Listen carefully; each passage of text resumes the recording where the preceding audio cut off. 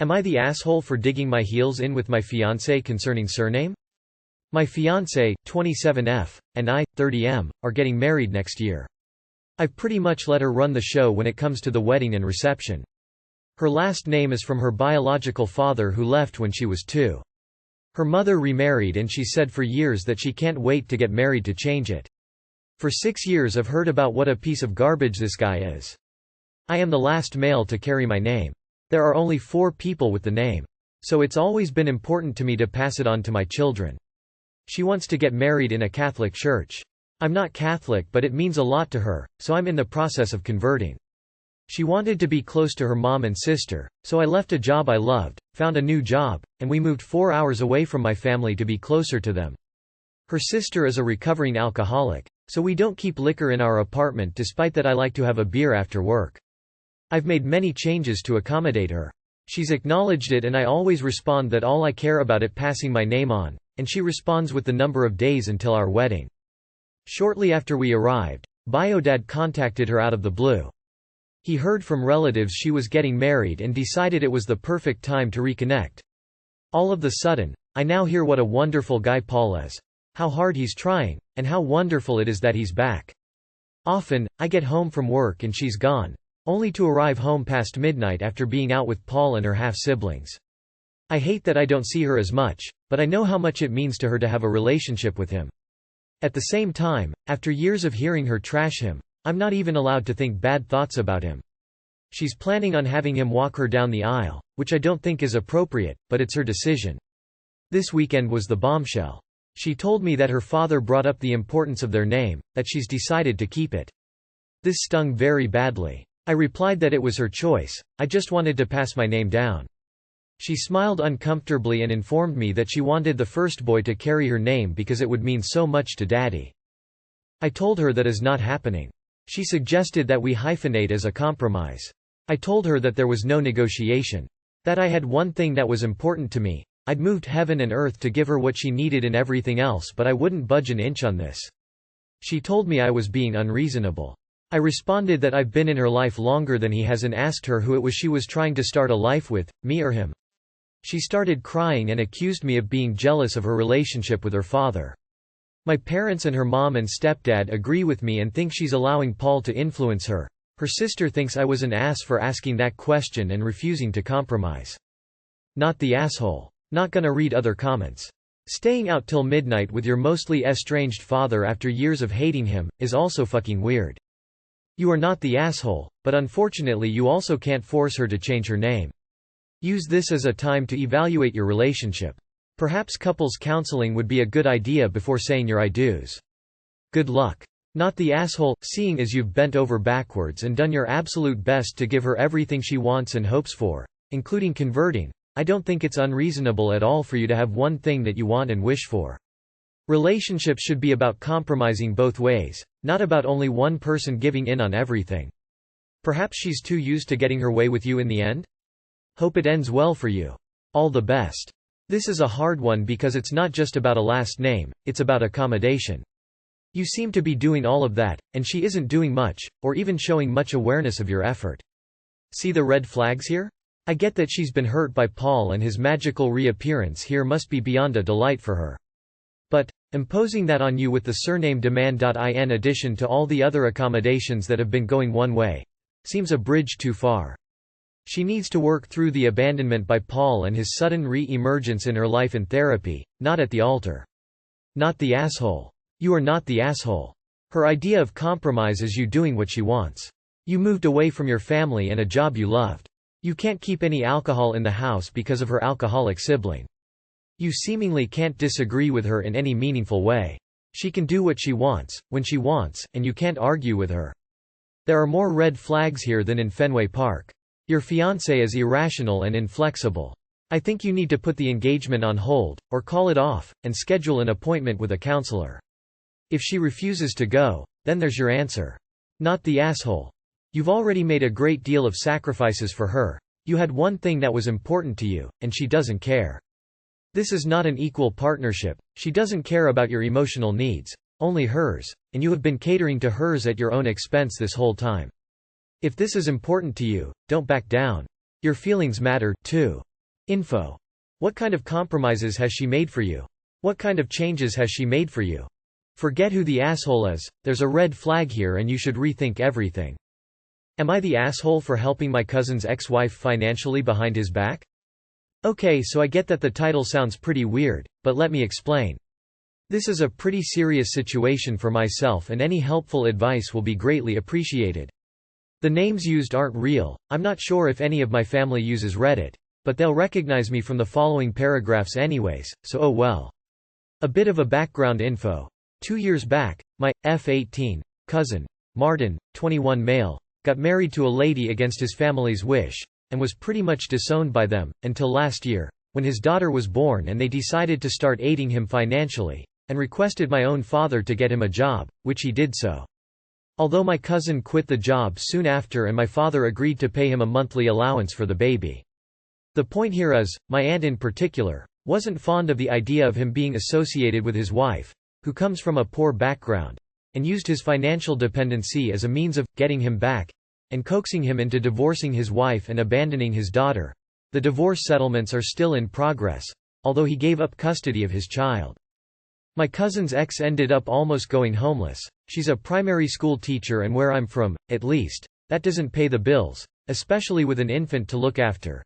So I decided to help her out a bit out of my savings for my college since I've become pretty fond of my niece.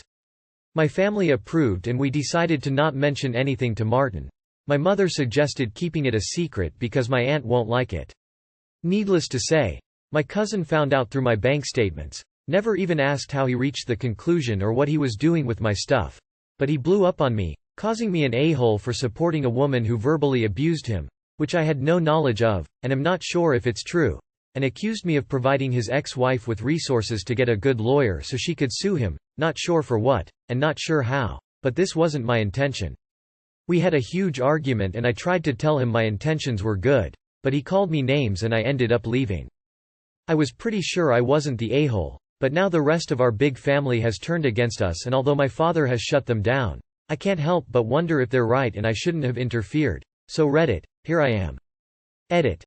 So a lot of people have brought up him getting hold of my bank statements, and I appreciate your concerns. I thought I'd clarify it. There are two possibilities. Either he got the bank statement through my paternal grandfather who I share the account with, he's Martin's grandfather as well, or he got it, illegally, through his friend at the bank. Although I'm not sure if the friend actually has that kind of authority. Moving on, my maternal grandpa happens to be a lawyer, and I'll discuss my legal action options with him, if there are any. Thanks a lot everyone. NTAU stepped in and stopped his daughter from being homeless. He should be kissing your feet, not getting mad and turning the fam against you. Not the asshole. You do realize your cousin thinks nothing of the child he helped create? If he thinks nothing of his own flesh and blood, does he even care about anyone else but himself? Doing good unto others can never be a bad thing. Also, your family is using their wealth to bully those poorer than them. Good luck with your family, they are total trash. Not the asshole, take it from someone that, daddy, abandoned. That child still needs to eat, wear warm clothes, have a roof over her head. Your cousin is as much a man as my father. He would rather see me in a ditch before buying a pint of milk. I have no use for these parents. My father left decades-long scar tissue in my mind and heart. Screw them. Not the asshole. If he's so easily manipulated by his mother, he's obviously not mature enough to have a family, but it's too late. You did the right thing with your generosity, and he should be grateful that his child is safe and not homeless, though I don't think he cares about anyone but himself. Not the asshole. Your cousin is just mad that you're making it even more crystal clear what an asshole he really is.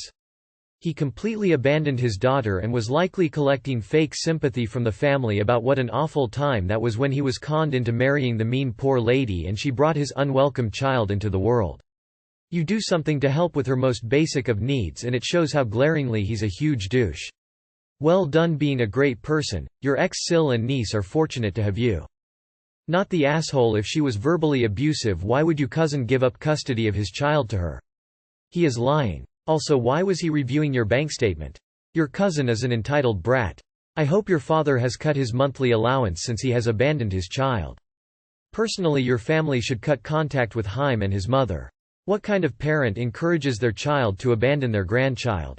You helped a newly single mother and her small child. Not in any sense could you be the asshole in this. Not the asshole. Not the asshole providing for an innocent child from your college savings is the noble thing to do. Not your responsibility, but your niece and her mother will assuredly appreciate you. Am I the asshole for lying to my husband's grandmother about the severity of an injury she caused to my son? My husband's paternal grandmother has an, "oh don't worry, everything will work out fine" mentality. I didn't think it extended to the safety of newborn babies though, or I never would have let her babysit my 3-malio son, even for just 3 hours. About a week and a half ago while she was babysitting, I got a call from her saying my son had a bit of a tumble. I heard my son screaming in the background and my instinct said something was extremely wrong. So I said to get off the phone with me and call an ambulance, then call me back and tell me what happened once the ambulance was on the way. She started hand-waving it with, "I don't think we need to bother with an ambulance. Babies are tougher than they look, you know, basically made of rubber." When I said he sounded like he was hurt, she admitted he had a bit of a scrape and a bruise, and when I pushed further she said it was on his head. I hung up and called the ambulance myself because I wasn't about to sit there and waste time trying to convince this idiot that a head injury on a 3-malio baby is a serious thing. My absolute hero of a boss drove me to the hospital because I was in no state to drive, and I needed to be on the phone to notify my husband and then get the full story from his grandmother. It turns out she not only dropped my son, she dropped him while walking down the stairs, so he fell onto the second from bottom step and hit his head on the third from bottom step. She then wasted time calling her son, who told her she should probably call me or my husband. At the hospital she kept being dismissive, saying I was overreacting and my son would be fine, until I made her leave.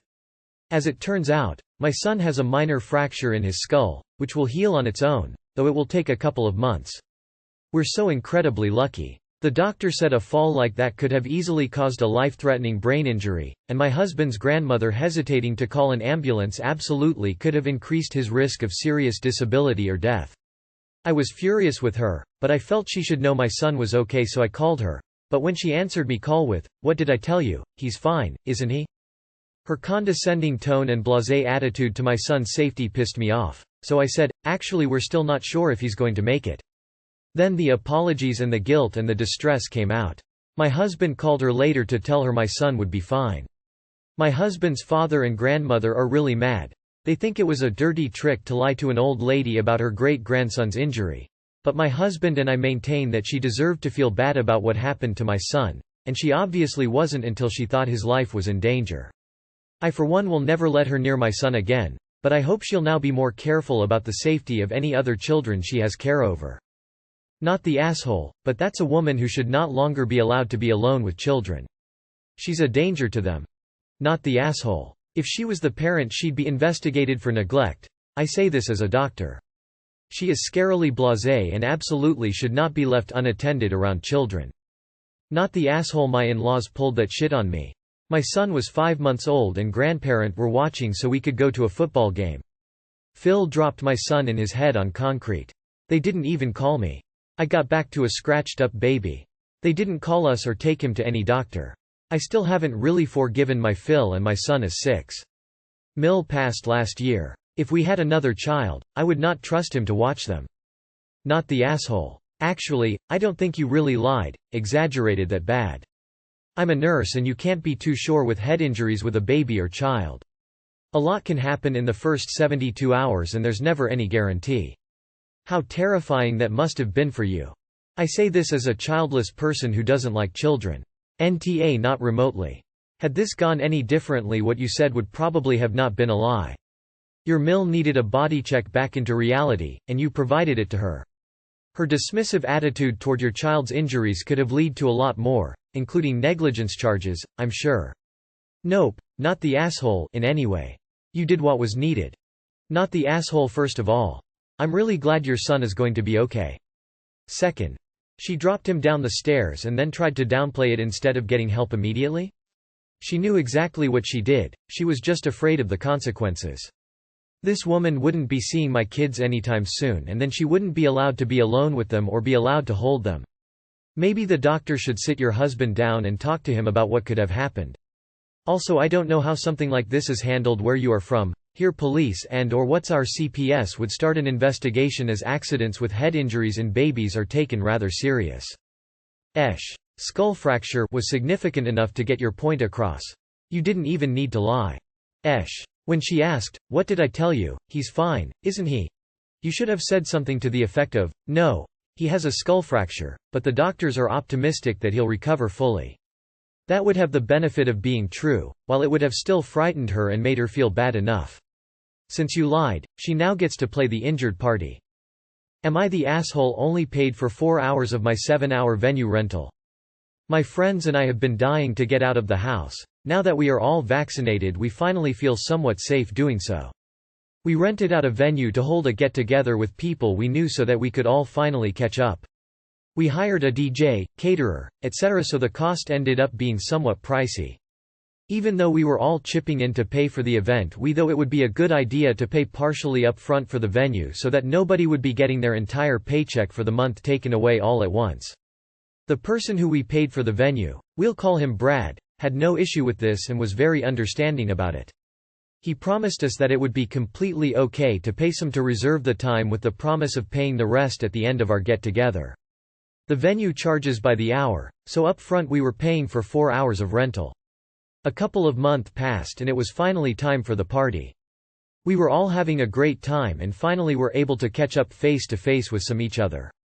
The food was great and it was generally the most fun I've had in a while. That was, until we were 4 hours in. 4 hours into the party, another person working for the venue, not Brad, we'll call him Kevin, came in and demanded that the DJ turned off the music. Once the room was uncomfortably silent, he borrowed a mic from the DJ and announced that the party was over and we all had to leave. Obviously this upset me and the other friends who had paid for the venue, but everyone else just started gloomily walking out of the venue muttering their goodbyes. My friends and I went up to Kevin and explained that we had agreed with Brad to pay for the next 3 hours after the event. Kevin just shook his head and said that since we had only paid for 4 hours we had to leave. We weren't allowed to add hours last minute because they had to be respectful of the cleaning staff and other people who were renting after us. Considering that most of the guests had left already, we just gave up and left, shooting angry glares at Kevin. The next day Brad sent out an angry email asking why we hadn't paid for the last 3 hours of our event. Once we explained the situation, Brad responded by telling us that while Kevin was in the wrong, we should have just called him to clear it up. Since he had been unable to rent the space for the rest of the night, he still wanted us to pay for the last 3 hours. We quickly shot him down, explaining that even if we had called him, Kevin had embarrassed us in front of our guests and convinced them all to leave before we would have had time to clear it up. Now Brad keeps emailing us threatening legal action if we don't pay him for the last 3 hours. Are me and my friends the assholes here? Sorry for any bad grammar, I'm writing this on my phone. NTA. Paying for 3 hours that you didn't even get is ridiculous. Not the asshole. You were told to vacate the venue after 4 hours by an employee of the venue. You paid for the 4 hours you used. You owe nothing more. Definitely not the asshole. They can't kick you out, and then expect you to pay. You even tried to talk to Kevin, and explain that you had worked a deal with Brad at that point. It was on Kevin to call Brad. But he didn't, even if your guests hadn't already left. Additionally, according to Kevin, you weren't allowed to add hours last minute because they had to be respectful of the cleaning staff and other people who were renting after us. Which makes it sound like the cleaning crew had already been scheduled. Another chance for Brad to spot the error and fix it, and gave the impression that there was someone booked after you. At that point, it is very unreasonable, and, I am guessing, legally untenable, to hold you financially responsible for those 3 hours. Not the asshole, Keith for having super lousy customer contact skills. Brad for not leaving clear instructions to the on-site staff. And you for not calling Brad when there was a problem. Except, you were the customer, you shouldn't have to think during your event. They screwed up. Not the asshole. While it would have been nice to call to verify, this ultimately falls on the two of them and their poor communication with each other. You didn't leave by choice. You were kicked out for no reason. Not the asshole. Did you have a contract, or anything in writing to show when the payments will be made? If anything, I would be going after the venue for cutting your party short. You only got 4 hours in the end and you have paid for them 4 hours. You owe nothing more. I would be turning it up now and writing poor reviews etc., because what happened is bang out of order. I'd tell Brad you want compensation for cutting your party short and everyone having to make alternative arrangements at costs and start putting the pressure on. Not the asshole. The lack of communication, and the resulting consequences, land solely on the venue, not you as the customer. not the asshole. He didn't tell the other person about your agreement and the dude forced y'all out. They need to work that out between the two of them.